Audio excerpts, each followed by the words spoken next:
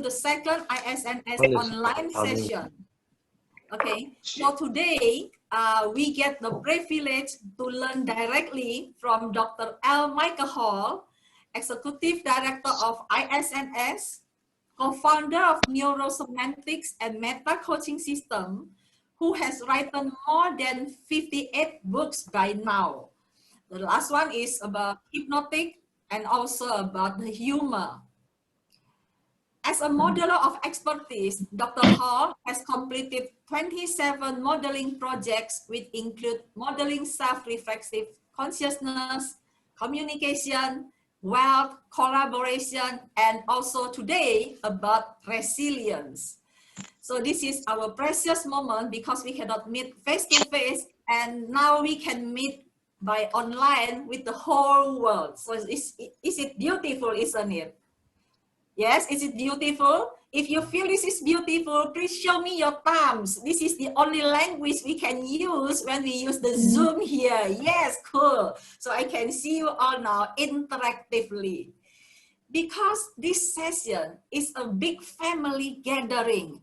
So maybe we don't know each other in the beginning, but with you join to this room, I hope that you can feel the atmosphere of a neurosemantics big family around the world.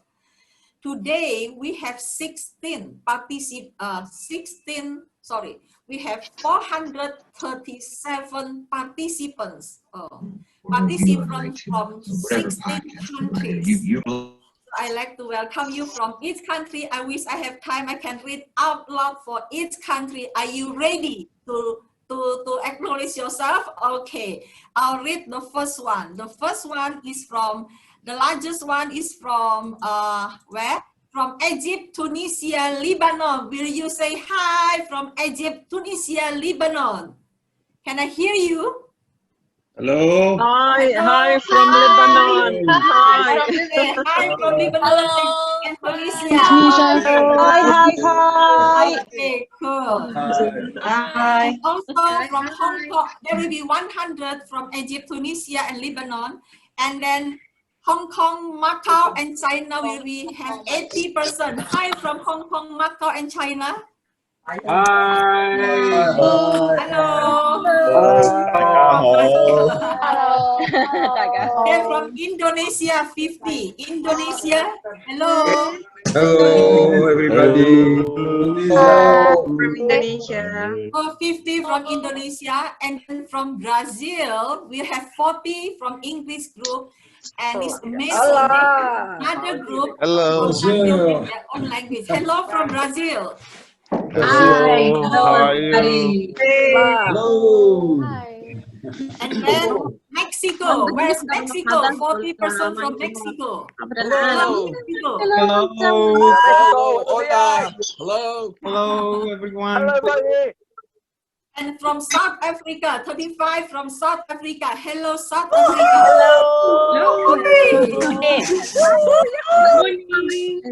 And 25 from Mauritius. Mauritius, where are you? Hello. Hi, Mega. Hi, Wyman. And also Philippines. Philippines 20. Hello,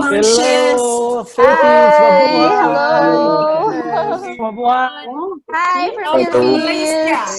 And from Malaysia. Hello, Malaysia. Hey, Mark. Hello from Malaysia. Hey guys. Hi.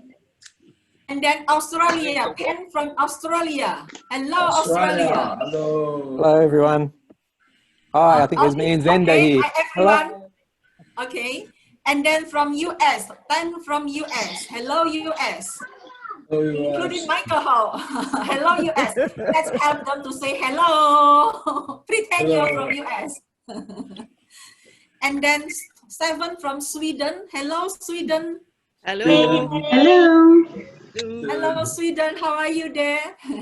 Fine. And also 6 from Norway. Good afternoon Hello. from Norway. Hello. Catherine, Hi. hi. And also 2 from Belgium. Who from Belgium? Belgium. So lonely. Okay. And also 2 from Singapore. Della and Michael Chang. Where's Michael Chang and Della? Hi. Singapore. So happy to be Hi, here. Singapore. Oh, And one Michael is from here. Where's India. Where's Michael? Vikram? India. Only one from India. And I do hope that we will have more to come from India. Okay, maybe he's not in yet. Okay, so welcome everybody to this nice day. I don't know, afternoon, morning, or evening. And this event can happen because of the collaboration of NS Institute and MCF in the world, who are under the International Society of Neurosemantic. Just to inform, if you don't know, that our president director of ISNS is David Murphy from Mexico, which is cannot join today because he has a class in a few moments. And our president director of MCF is Sean Dwyer. Where is Sean? Will you show up, Hello. Sean? Yeah, Hello, if you welcome don't know, everyone. he is our MCF director, president director international. Okay, and then currently we have about 16,000 NS trainers who train in APG, and also around 100 trainers who train in practitioner and master practitioner. And we have around 3,600 meta coaches around the world. And tonight we have 437 enrolled, and I don't know how much will join us here. So I have 10 minutes to open this session, and I would like to tell you our ground rules here. That first, please put on your video so we can see each other. We can see your face from the from neighbor or from another country. At least we know by your name below, and also your faces. So if you use the name Oppo name, please change it so we know how to call you. Okay. And the second one, audio, please put it in mute. And if you have questions, please write it down in the chat room. And then Sila from Philippines and Kobati from South Africa, he will collect the questions and give it to Marzuki. So Marzuki will be our moderator today, who will moderate Michael Hall to present about the resilience. All questions you ask should be related to the topic from the perspective how to be more resilient. So if you want to know how to be more resilient after presented by Michael, or if you want to know how to train resilience for trainers, you can put down the questions in the chat room. Okay? Do you understand me? Please put your thumbs up because so silent. I like to see interactive here. Okay, cool. Now I know that my computer is not hang. Sometimes my internet line is hang, you know. So I want to see that it's not hang, not freeze. Oh, okay. So our time is 90 minutes. The opening is 10 minutes and the presentation and questions will be 70 minutes. And then we will end up with picture together. So show your face, and then we're closing for another last 10 minutes. So that's all from me in the opening, and we will start it very soon. So we will hand this to Marzuki, and before we hand it to Marzuki, are you ready to listen to Michael about resilience? Are you ready? Yes? Sure? Yes. Are you ready to resilience? Yes, yes. Yes, Yes? yes, Yes. yes, Okay, are yes. you ready? Yes, thank Are we you. going now? Okay, Yes. now Yes. let's go. So time is yours, Marzuki. Thank you. Thank you, Mariani, and thank you, everyone. I'm so glad, I'm so happy that all of you are here. We've got 247 participants. I'm so grateful to be able to see all of you, and so looking forward to this presentation from Michael.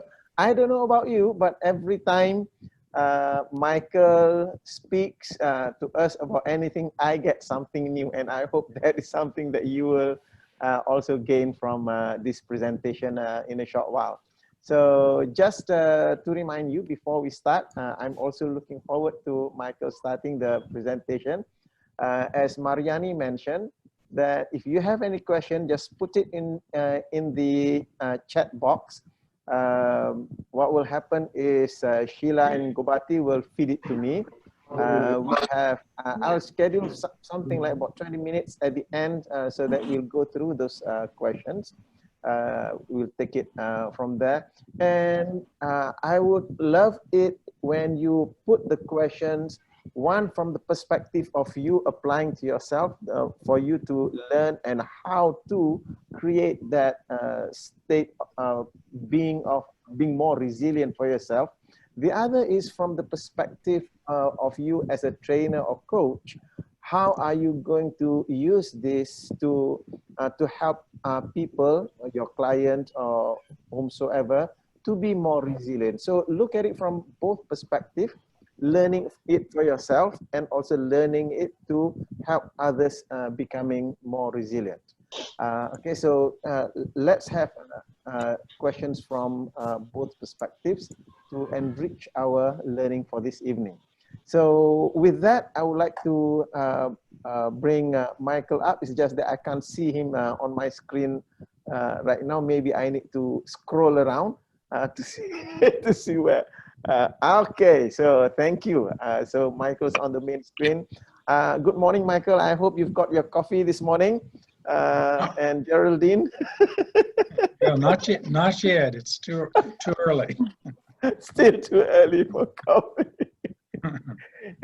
I'm so glad to see you again after the last meeting. I can't help laughing because the last meeting we were talking about humor, and I'm supposed to moderate you, so I don't know what that means. No, it's a wish come true for Geraldine. She has been needing somebody to moderate me, and so finally we find out a moderator who can moderate me. Okay, I need to bring my humor side down a little bit. So coming to this topic, resilience, maybe you can bring some aspects of humor into being more resilient. I don't know whether that fits in or not. So we'll see in your presentation. Now, before we go into the topic proper, Michael, just to ask from you is that what is the relevance of this topic that we are discussing this evening, this morning, afternoon, or evening? What is the relevance of this topic right now? Well, unlike some subjects which are applicable to certain portions of the population, here's a subject that's applicable to everybody because life will throw you a curve. Life throws us setbacks. We have anticipations, we expect something, we want something, and then something happens and we have to adjust. So resilience is needed for everybody. In fact, our bodies are made for resilience so that when something goes wrong and we're hurt, we're wounded, the body has a natural way to come back, to restore what was wounded or hurt or broken. And what we do in medicine is mostly allow those processes to occur. If that happens in the body, then does it happen in the mind? Does it happen in the spirit of a person? That when your hopes and dreams are knocked down, are there natural processes, if we can facilitate them, by which we will recover hope and spring back into action?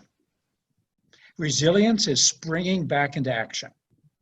That's what it is.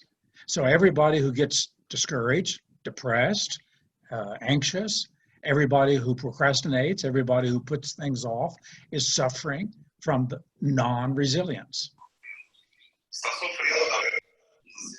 So if I were to be looking at someone who's probably going through certain situations in their life, how would I detect somebody who is lacking in resilience?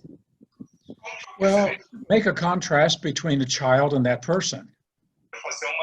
Every little child has a natural spring, bounce, curiosity, fascination, excitement. That's the childlikeness and wonder of a child. And if that person in front of you isn't like that, they've lost something. They've lost something. Okay, so it's interesting when you mention that to look at a child, because I've been studying little children for the last 20 years, and that's something that I do notice is that when they have a setback, it's so quick that they come back. So is that what we are referring to resilience here? Yeah, that would be a good picture of a resilient person. Someone who, like a little child at 9 months, 1 year trying to walk, they fall down, they just collapse, their little legs aren't very strong, and they just get up and try it again. So what's the difference now? As adults, we now need to learn how to be resilient again. So what gives? Well, the degree of the setback. So the thing with resilience is in response to a setback. So the question becomes, what has happened? What trigger has occurred that has set you back?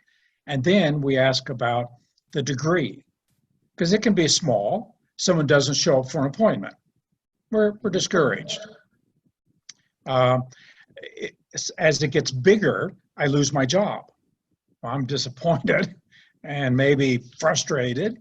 And if I didn't expect it or want it, then maybe angry. My loved one leaves. My precious one dies. I go bankrupt. A tornado comes in, destroys the whole community. A terrorist attack occurs. So depending upon the degree of the setback, depends upon how much bounce, springing back to return. With the degree, it'll be a degree to certain amount, or it could be absolute. I may lose a job in a certain industry, and now that industry, I will never work again. So now I have to reinvent my career path. So degree of, and whether it's absolute or not. A person loses both legs. Well, there's a lot of things that they'll never return to. They'll never spring back to certain things. Now they've got to adjust, and that degree of flexibility and adjustment and getting ready to re-envision life with the same spirit of a child, curiosity and fascination. And it's going to take more work. Okay, so the contrast that I'm trying to figure out is what is healthy and what is unhealthy, because when you mention the different degrees of setback that people suffer, so what would be a healthy way of responding? For what I'm thinking right now is somebody could go through a setback and they may have delusional thoughts about it. It is as if they are not accepting it. So what's a healthy way of handling setbacks in that case? So when I first started doing the study and the research back in the 1990s, Elizabeth Kubler-Ross was the key person dealing with grief. And she had identified 5 stages of grief in Western cultures and said that it takes 2 years to deal with a loss. Stages of grief.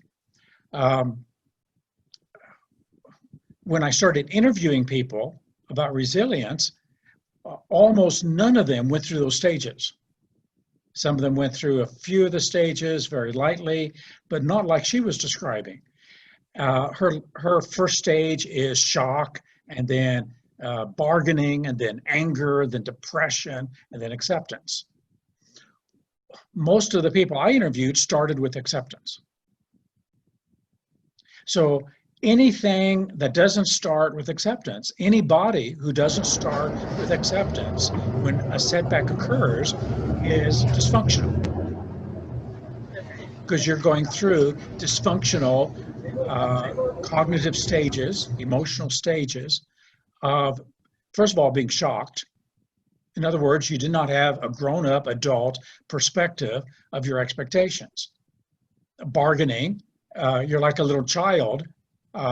Mommy, I'll do this if you just let me go out and play. And so now bargaining with God, with the universe, and bargaining, I mean, God, I mean, how infantile that mindset is. It's dysfunctional. If only you'll let me have what I just lost, I'll be a good person. I won't lie. I'll go to church. I'll go to mosque. Anger, anger is when your values are truly being violated, and with a setback, we are presupposing the world is in service of me. The world is in service. I am here in this world, and the world is supposed to be in service of me. I mean, how egotistical, arrogant is that? And so what are you angry about? Well, the world shouldn't be the way the world is. And then, of course, depression is I give up, I press down my hopes and dreams. And so the 4 stages of grief that Elizabeth Kubler-Ross identified really describes a person who is not emotionally healthy in the first place. If they had grown up, become adult, they wouldn't have gone through those stages. So the first stage of resilience is acceptance. And so if everybody can picture a little person inside of a state, inside of a bubble, the bubble is a bubble of I accept what is for whatever it is and acknowledge this is what I've got to deal with. And that's the foundational core state of resilience. So if we were to meet someone who has not accepted that setback, so what it's telling us is that that person is still not on his way to recovering from that setback. Right. That person needs therapy. Okay. So if a person doesn't start with acceptance, and how many people say, I can't believe this, I won't accept it.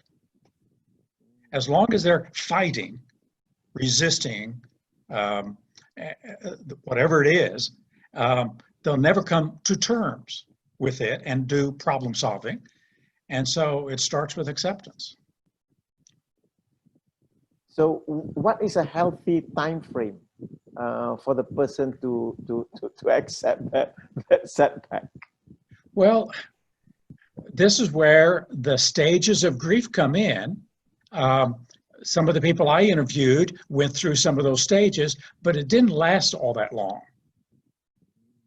You know, so they would go through the shock, the bargaining, the depression, the anger, the depression, but within a few days or a week,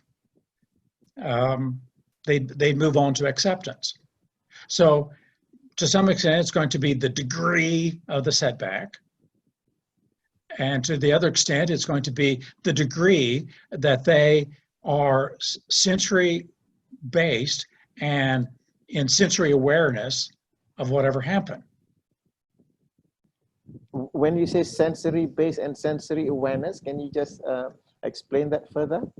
So the opposite would be they're living in the world of their expectations. They're living in their world of their anticipations, their demands about what they demand life to be for them. And to the extent that they are in that fantasy world, they're not looking at the world that now exists. You and I, if we ask metamodal questions, so what happened? When did it happen? What's the consequences of that happening? Is it recoverable? If so, do you know how? Do you know somebody who knows how? If we ask meta-model questions and ground it, then we can help them beginning to acknowledge what is. Okay, so to be able to come to the point whereby they can acknowledge and then accept what happened. So how do we contrast with somebody who what's the word that who embraces the setback, and I'm referring to a person has a goal and then moving towards the goal suffers a setback. So how do we differentiate between somebody who accepts and gives up and somebody who accepts and moves, starts moving again towards the goal? Yeah, well, that's the difference between someone who needs therapy and someone who can be coached. So I've distinguished three kinds of resilience. Therapeutic resilience. Therapeutic resilience is the person who starts, they don't have acceptance, they don't have the ego strength to face it. They need healing.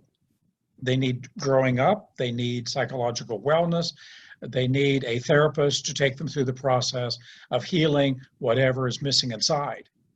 Then there is everyday resilience, getting to problem solving and dealing with whatever's broken down. And then there is super resilience, the ones who never get wounded in the first place and who are just that quick to get to rebuilding their world.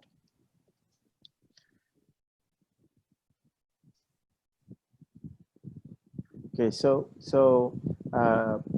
can you contrast it with what is not resilient when somebody goes through a setback? Because resilience is a very commonly used word. I mean, as a leader, you're supposed to be resilient, and then you have people, especially in corporations, they go through setback and they just as if shrug it off and they, hey, I'm okay. So how do we differentiate that? Well, that would be pseudo resilience. It's not really resilient.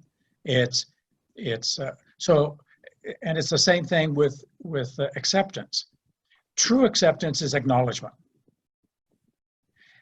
Acceptance is not resignation, is not tolerance, and is not condoning. So if someone is just condoning and saying good for this happening and condoning it, well, that's not acceptance. And resignation is not acceptance. And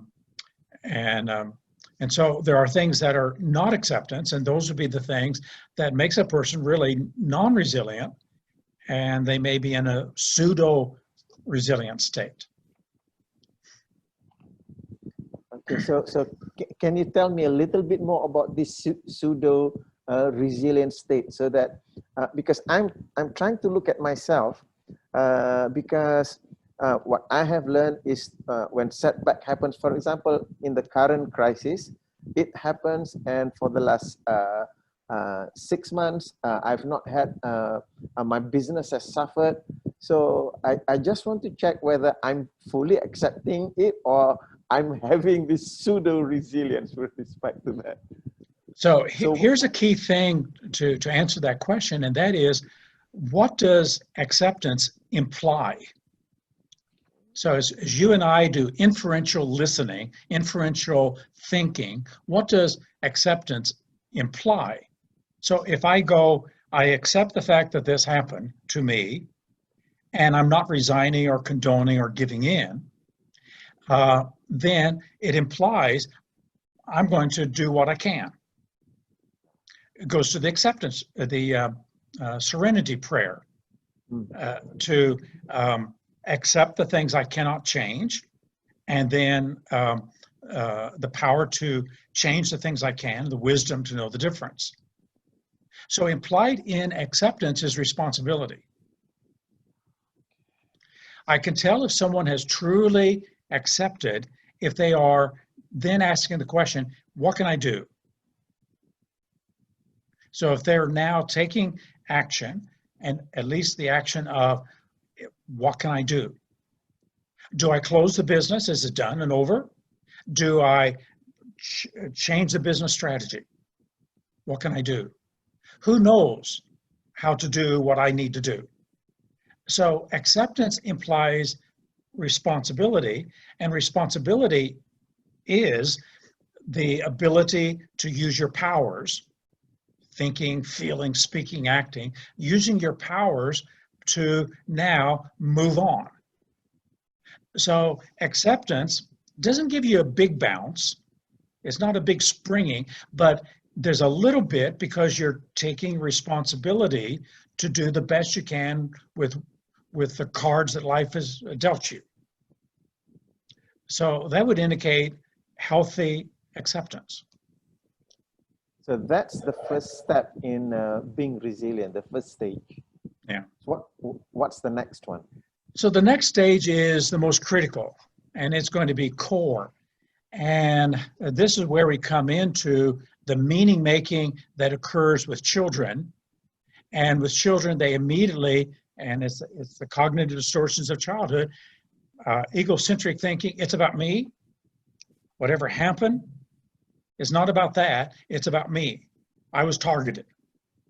It's personal. If I wasn't so flawed, messed up, depraved, sinful, so it's personal. It's everywhere. So now overgeneralizing, everywhere. And it's forever. So those 3 P's from Martin Seligman, personal, pervasive, permanent, if a person falls into that, then they have just locked themselves into trauma and pain, and they're going to need therapy to get out of it, or shock to get out of it. And so the contrast is, it's not about me, it's about that. It's not everywhere, it's there. And it's not forever, it's then. So if the 3 words that imprison and torment a person, personal, permanent, pervasive, the 3 T's enable us to contain whatever that setback was and whatever that evil was, it contains it, that there then. And that there then keeps it from contaminating. Now you can use your powers to deal with that there then. What is that? And where is there? And how long does then last, or the consequences of then? Now I'm ready for problem solving. So this neutralizes, that there then neutralizes the learned helplessness of personal, pervasive, permanent. So as you're describing that process of shifting away, moving away from the 3 P's to the 3 T's, that engages the mental processes, meaning to say that now you have overcome the emotional impact of the setback. And as I am listening to your description there just now, it means to say the first stage of acceptance, that's the place whereby you're able to let go of all the emotions involved with the setback. Right, right. We also now have a fuller definition of acceptance. Acceptance is of that, of the source, acceptance of the place there, and acceptance of the time frame then. Because if I don't do that, then I'm not accepting. And false acceptance would be, I accept that I'm messed up, or I accept that I'm flawed. No, let's just accept that happened at that place and that time. So it gives a fuller definition of what we're accepting. So interesting, you use the word the false acceptance, because by saying that I'm flawed, I messed up, now that is turning your own energy towards yourself. Yeah. And that is going to prevent you to move forward. Is that right? Yeah. That's why people get depressed. So if they go through the depression stage, we know they're attacking themselves. So that's the second step. What's the next one? So once we've done acceptance, responsibility, then we neutralize the setback. Now we're ready for problem solving, because it's a problem to solve. I'll go get a new job. I'll file bankruptcy. I'll make some apologies and ask for forgiveness from somebody that I've hurt or violated in some way. Whatever the setback is, I'll start to deal with it. If it's a health crisis, okay, let me look at my health practices. Let me change my diet. Let me change my lifestyle. Let me exercise. So it's problem solving. Everyday resilience is proactive activity. Everyday resilience shows up as and is proactive activity. So resilience, we can take it down from this normalization, and if I saw you resilient, what would I see you doing? Well, I need to go apply for some jobs and interview. So that would show that you got bounce. That would show that you're springing back, you're bouncing back. If I saw you resilient, what would I see? Well, you see me exercising regularly. So problem solving, you can't, things do not change until you change. Everybody wants a change. Okay, what has to change? What do you have to change doing? So everyday resilience is proactive activity. So that means I'm solving some problem. So the third stage is problem solving, proactive problem solving, and it's a sign of resilience, and it's the way that we will bounce back. So what do you have to do to get back? Now, sometimes it may be 15 things. So that resilience, to actually get fully back at the last stage, it's going to take a little while because there's lots to do. Sometimes it's just doing one thing. It's usually the very thing we don't want to do. Okay. It's the last thing we want to do. Okay. So if I'm looking at myself going through a setback, so one way that I can measure whether I am fully in the recovery process is that I am doing the things that I need to do to get well again. So that would be the activity that I need to measure. Yeah.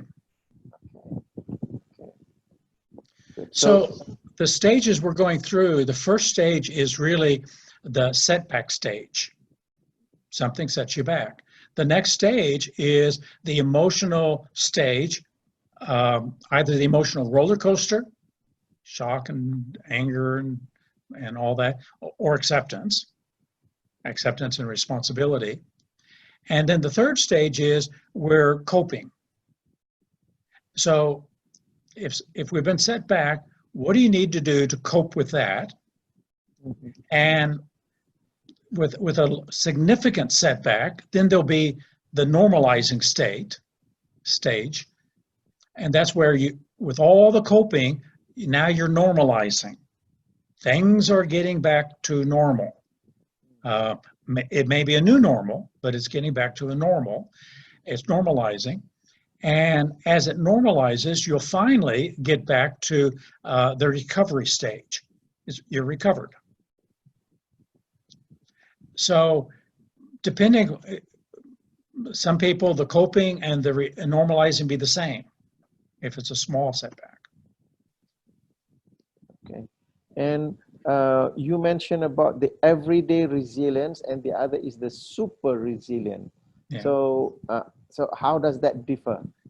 So the everyday resilience, one of the interesting things about the literature on resilience as you start looking at the books and the subjects on resilience or grit or survival, those are the three key words that are usually the names of books or the subjects. People throw in all kinds of things for resilience. Mm-hmm. Obviously, almost every resilience needs a social group. You need support. You need nurturing and loving from people who can grab you by the hand and help pull you up. So, but these things that people add in all these books, they're good things. They're resources. Humor is one. Humor is mentioned oftentimes. So these things are good, but they're not essential.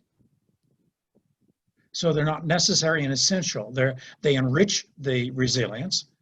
And so in everyday resilience, it all depends on what resource is missing, what resource is needed. It could be humor in that the setback came from being too overly serious. Mm. You know, so why did you lose your job? Well, you were such a pain in the ass, and the boss couldn't handle you anymore, and all your employees just hated it when you came around because you were so serious. And so the setback, that's where we got to do the problem solving. What was it that I did, my part, my contribution, that caused the setback? Because it's always a system, and so as a member of the system, we always play some role.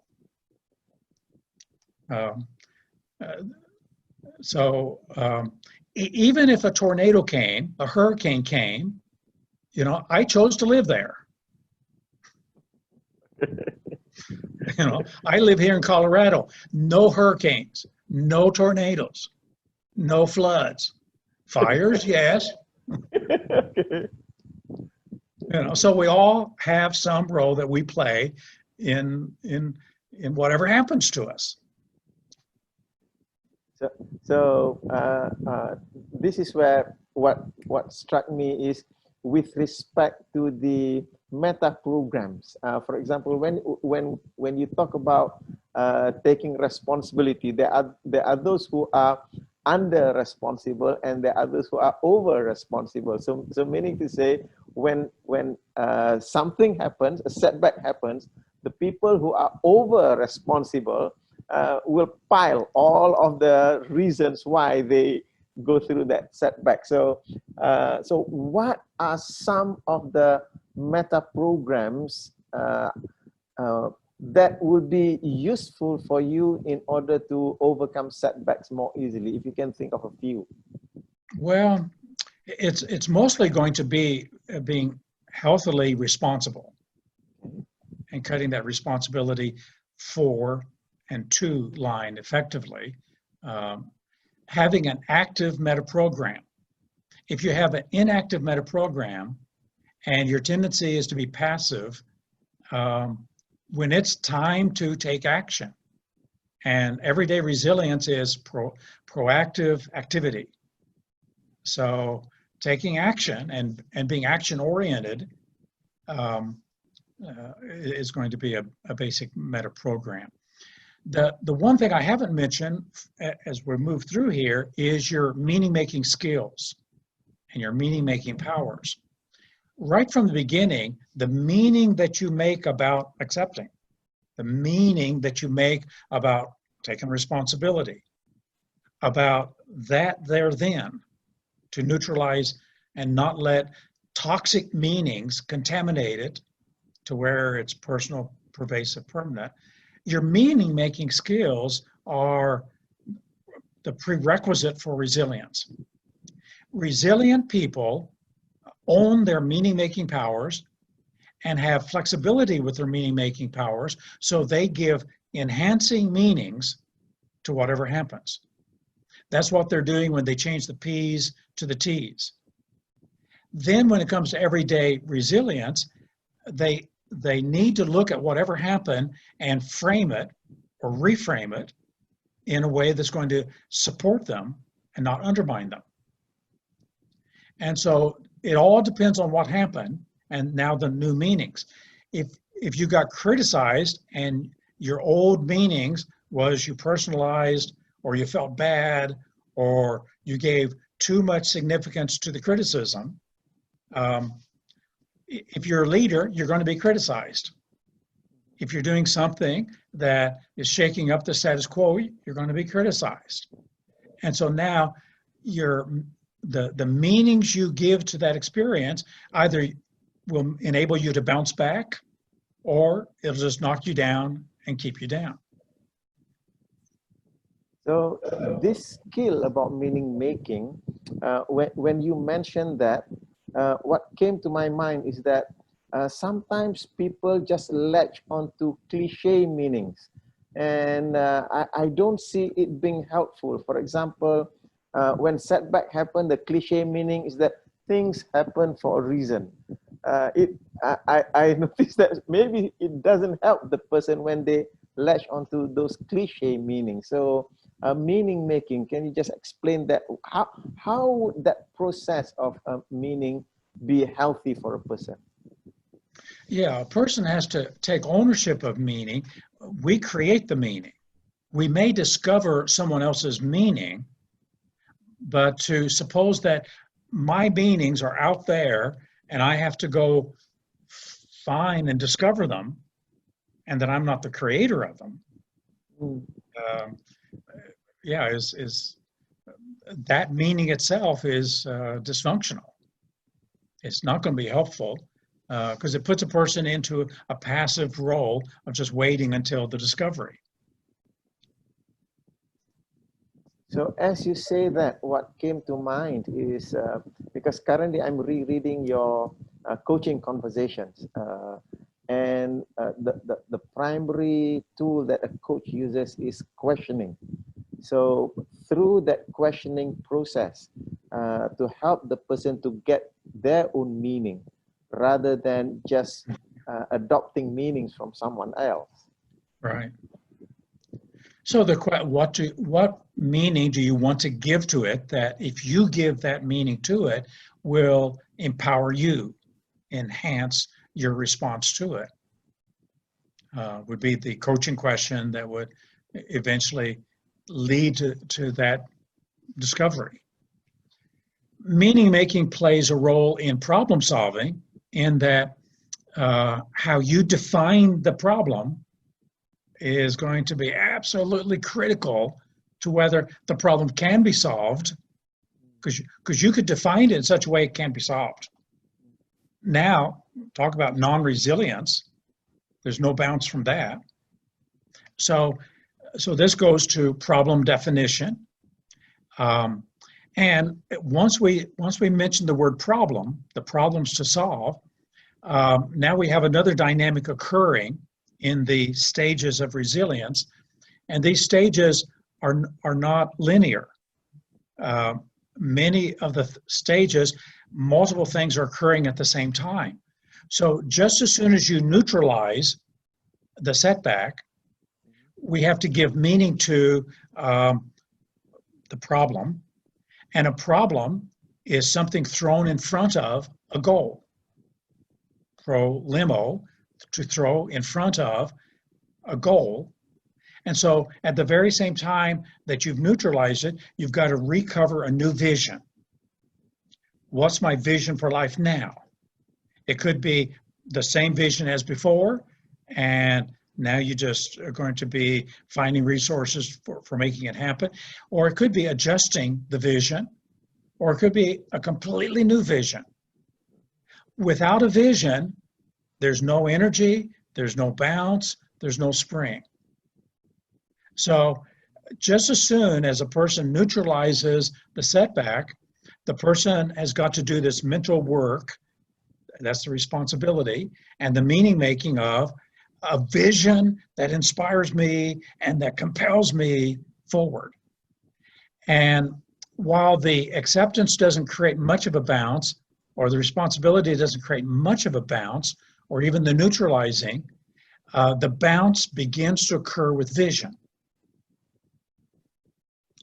So everybody I interviewed who were resilient and who got through the process.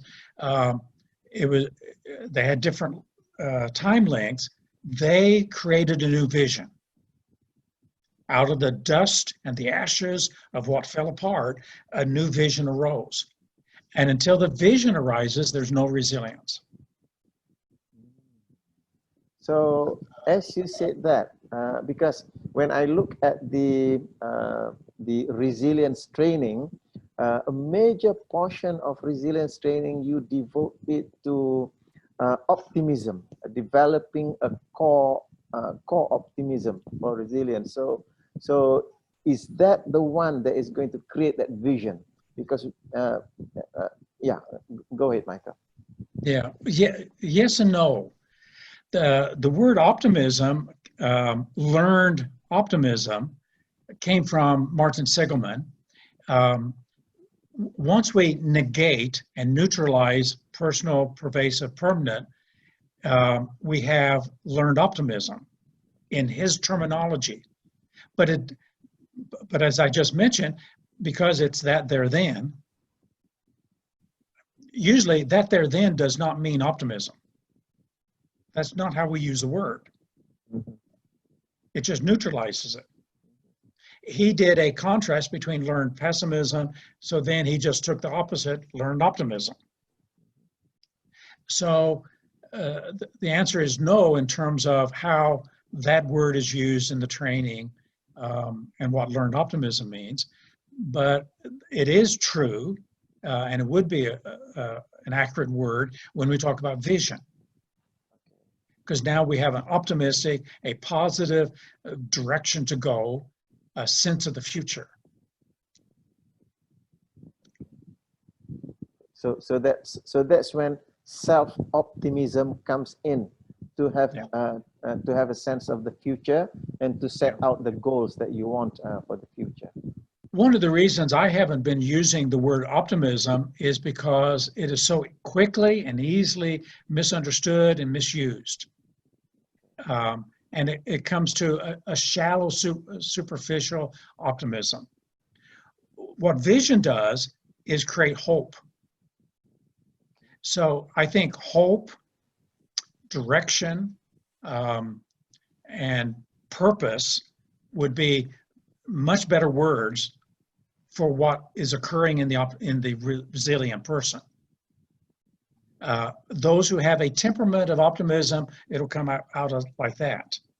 Those who do not have a temperament of optimism, when they have hope and purpose and direction, it'll come out as determination and focus and eye of the tiger. It'll have a different feel. So as you said, different feel. So what are the resourceful states for a person as a person goes through setback and to bounce back? What are some resourceful states for them? So when we think about vision, your picture of the future, your hope to get back on your feet and to be operating at your best, you being the best version of you, you actualizing, being fully alive, fully human. So all the stuff about self-actualization. When we talk about that, all of the vision is based on values. What's important to you? What do you care about? What's significant? And this is where people will not be resilient and they won't have that vision, or they'll have a pseudo vision. So a pseudo vision is a should. Successful people have a status at work and have a house and have cars and have all these status symbols. So that's what I should have. That's my vision. Oh. And it's a pseudo vision. It's not creating bounce and spring. It's not why they wake up in the morning. The only thing that's going to create a vision for you and be unique and significant for you is if it arises from your values.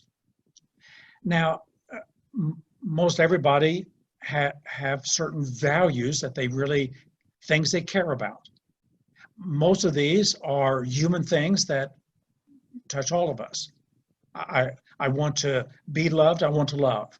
I want to do something significant that taps into my talents. The problem with some people is that they have not developed their values, and their values really have been weak or pseudo.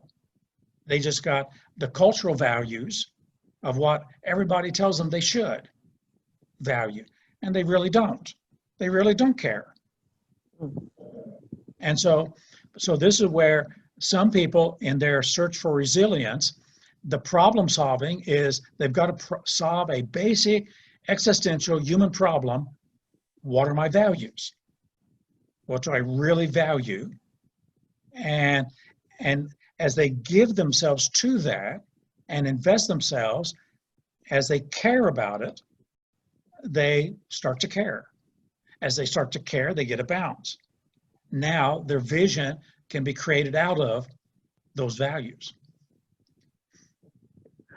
I'm laughing inside because the moment you mention about getting in touch with values, what presupposes there is that that person knows how to think critically for themselves. So the work that you do with respect to critical thinking comes in very strongly over here, because we are impinged by the cultural matrix, and we accept all those values from culture without being critical of those values for ourselves. That brings a person to the point whereby they find difficulty in creating vision, because they are subsisting on values that are provided by culture, not by themselves. And that is why they find it difficult to have hope for the future. So this is where everybody who's a meta coach and everybody who uses the intentionality pattern, you've got a powerful way of helping to cultivate values in people. So you pick out something that they're doing and it doesn't feel important, and they have ADD, they can't concentrate on it because it doesn't feel important, but it is important. So why? Why is it important? And whatever that is, so that's important. Why is that important? And so why is that? And so helping to do value development. It's value clarification, it's value development as people start to get in touch with their heart. And without this part of it, there's not going to be resilience. There might be coping, surviving, but not resilience. So in a short while, I'm going to go through to read through the questions that have been asked. But before we go there, can you just go through the strategy for resilience? Okay. So it starts with a setback, and the first healthy response is acceptance, which implies responsibility. Once you have acceptance and responsibility, now you can neutralize the setback so it doesn't get semantically loaded with poison, personal, pervasive, permanent. You contextualize it and neutralize it to this, that, there, then. Now you're ready to solve some problems. So what was the setback? How much? To what extent? You do problem solving, problem defining. At the same time, you're finding your values and your vision. What is my vision now, given the setback? And that creates the energy and the bounce to get through the coping stage, the normalizing stage, and the recovery stage.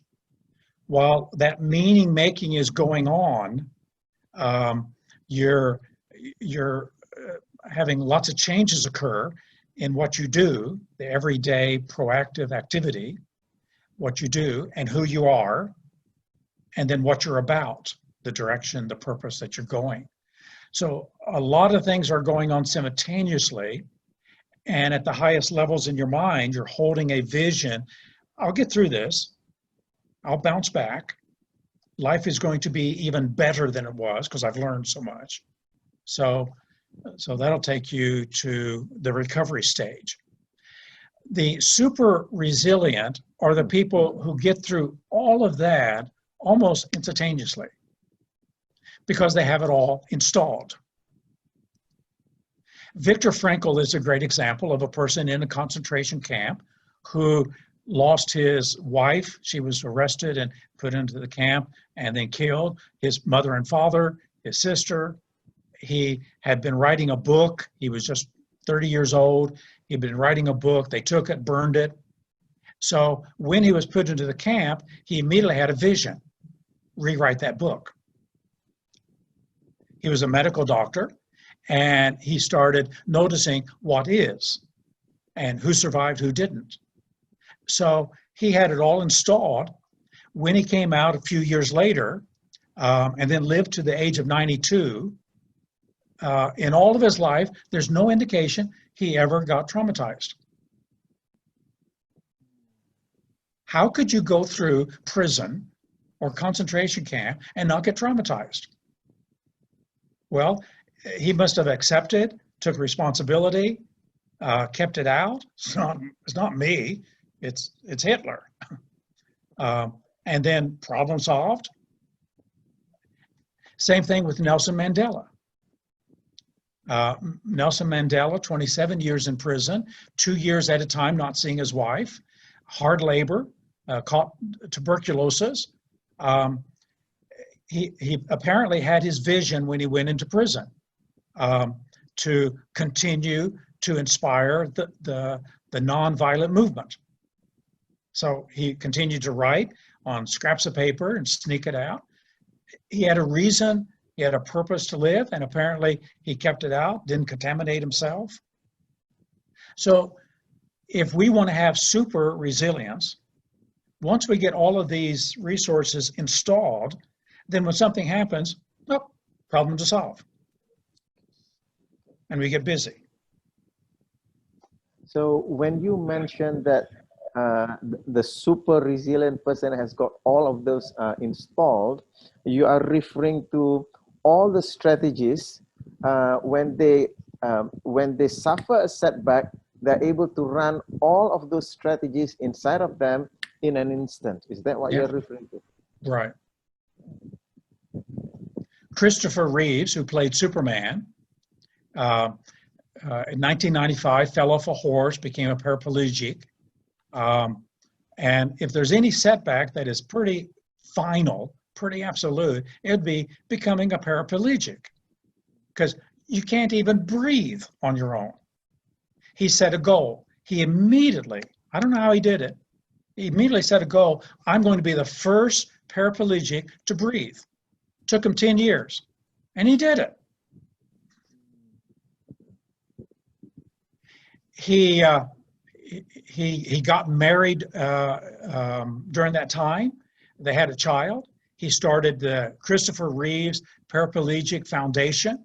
He appeared in 3 movies. He appeared in 7 or 8 TV shots. Here, Barbara Walters interviewed him in 2000, and I heard the interview. And she said, "Don't you ever get depressed?" And he said, "Every morning before 8. She said, "What happens at 8? He said, "Well, I've got things to do." So talk about a super resilient attitude. That's a real Superman in terms of resilience. So it is possible to get this so installed that it's your way of operating. It's your way of being in the world. And so all the pieces there, when they are thoroughly installed, it makes for a person to be a very robust, powerful person who does not let life determine him or her, but that person decides how they're going to treat life. So resilience is learnable. Okay, so thank you, Michael. I'll just go through some of the questions. Mariani, let me know how much time that I still have. but just going through some of the questions that has been asked. Question from Indra Gunawan. Michael, is there difference between resilience and anti-fragile? Some people said while resilience is unaffected by disorder, anti-fragile benefits from disorder. So I don't quite get that. Well, Anti-Fragile is a book that has just a couple of years ago been written, and I think he just wanted to invent some new word. He invented the black swan. He wrote that book, The Black Swan. It was a way of dealing with uncertainty. He's a mathematician and an accountant and works with economics. He invented the black swan. That was a great word because now we talk about the black swan for unpredictable events that occur. But when he invented anti-fragile, as soon as Geraldine asked me, what's anti-fragile? I said, well, it's just a new word he wanted to invent to replace resilience. Okay. So another question here from Benjamin Fong. If client doesn't accept current setback, would there be possible that he has self-conflict? We should try to ask for more meta questions to acknowledge. If a person doesn't accept, then they're fighting. If they're fighting, then they've got some false expectations. And so they got some cognitive distortions, and they're going to have to face and clean out those cognitive distortions. Sometimes in parenting, we cuddle the children so much, we protect them from the dangers of the world so much that they're not ready to face everyday reality for what it's really like. We've overprotected. And we instead of overprotecting, we need to make them strong to facing things. So if they come home and say they were bullied, well, what are you going to do about it? Not, well, I'm going to call the principal and talk to the teacher. We don't save them from the problem. We enable them to deal with the problem.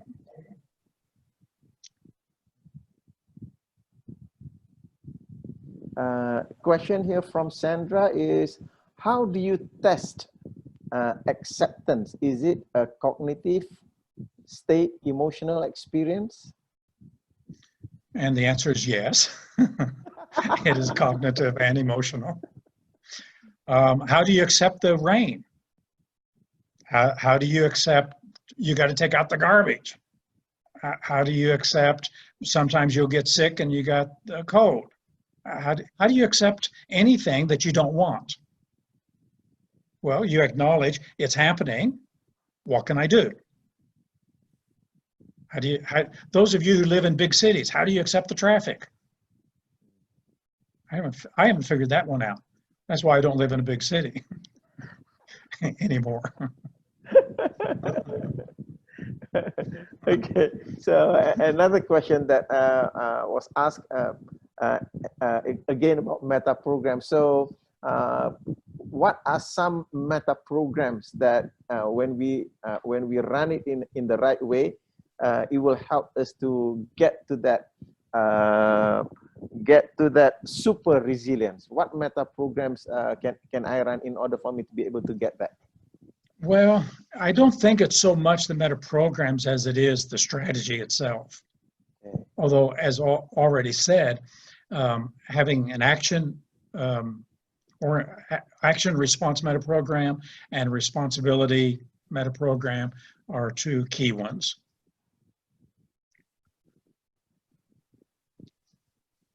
Where does humor come in? Well, humor is a cognitive emotional response to incongruity. So a lot of the setback is an incongruity itself. It doesn't fit. And so a lot of times we have setbacks when we don't need a setback, we just need humor. Just laugh it off. would be actually a much better response than a setback. And this is especially true in interpersonal relationships. We can work ourselves up and get ourselves upset and angry because someone isn't coming through, or we can just look at it in terms of the silliness and the childishness that occurs in human beings and laugh it off.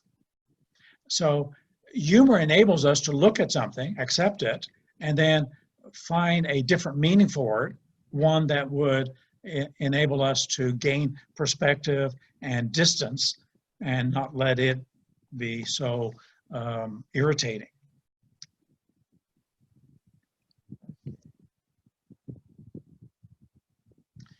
Viktor Frankl used humor a lot in the concentration camp.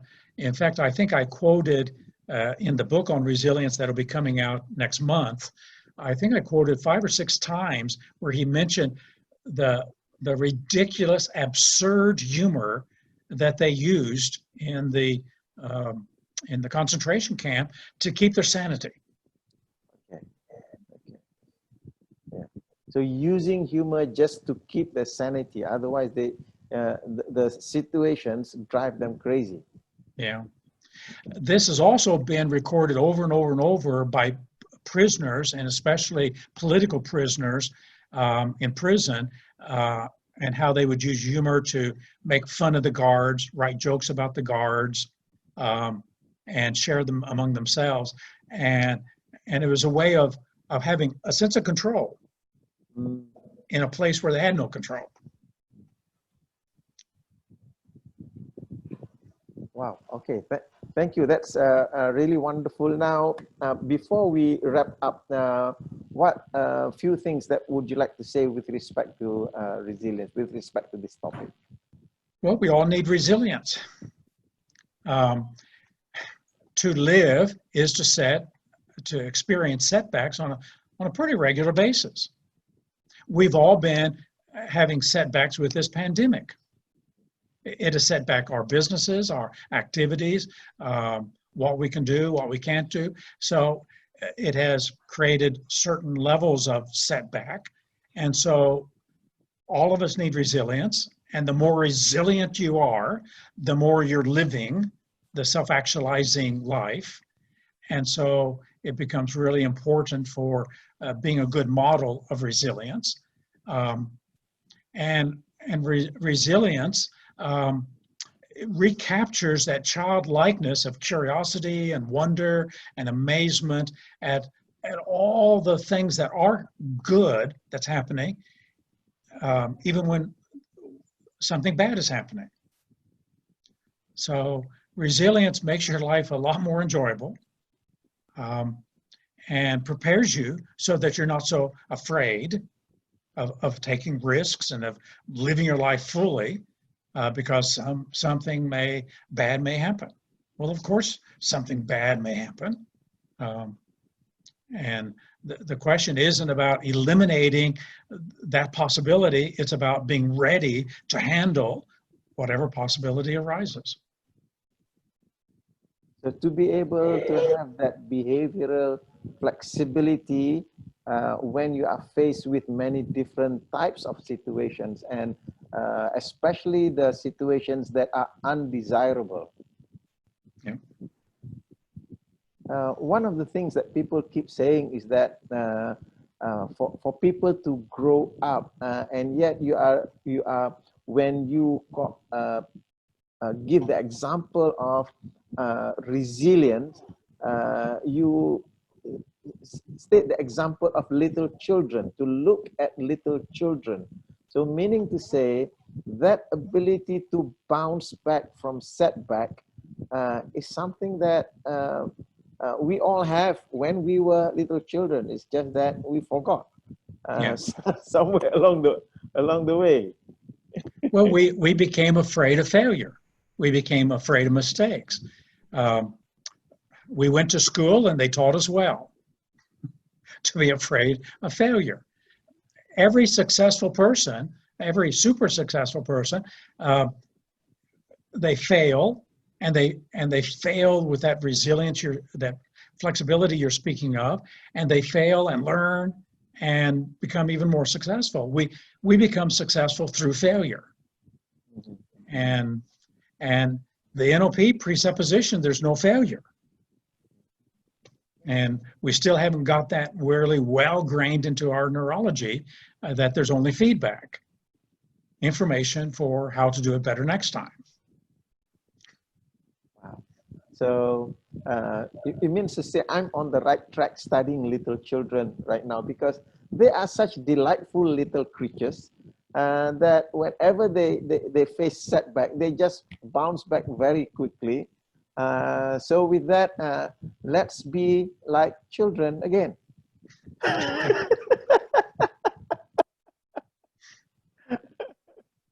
Okay, Michael, thank you very much for that, for this talk presentation. I really gained something extra from here, especially that part about learning from little children, how they come back from setback. And it's about being a super resilient person. Being super resilient is about installing all of those strategies inside of us so that we don't suffer that setback over extended period of time, but are able to just overcome that.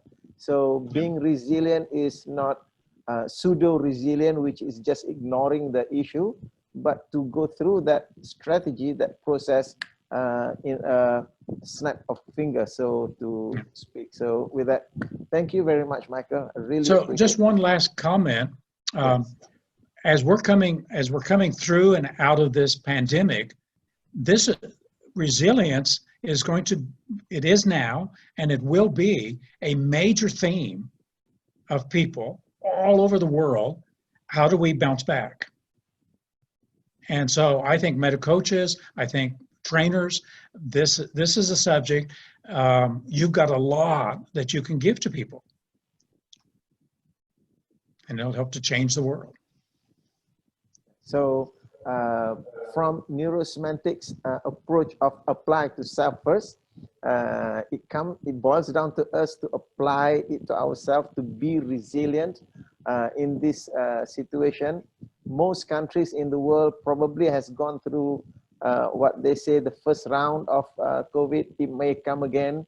I don't know. Indonesia is going to go through a second lockdown, if I'm not mistaken. So it's about running those strategies to be able to handle those situations, to be resilient in those situations. So again, thank you, Michael.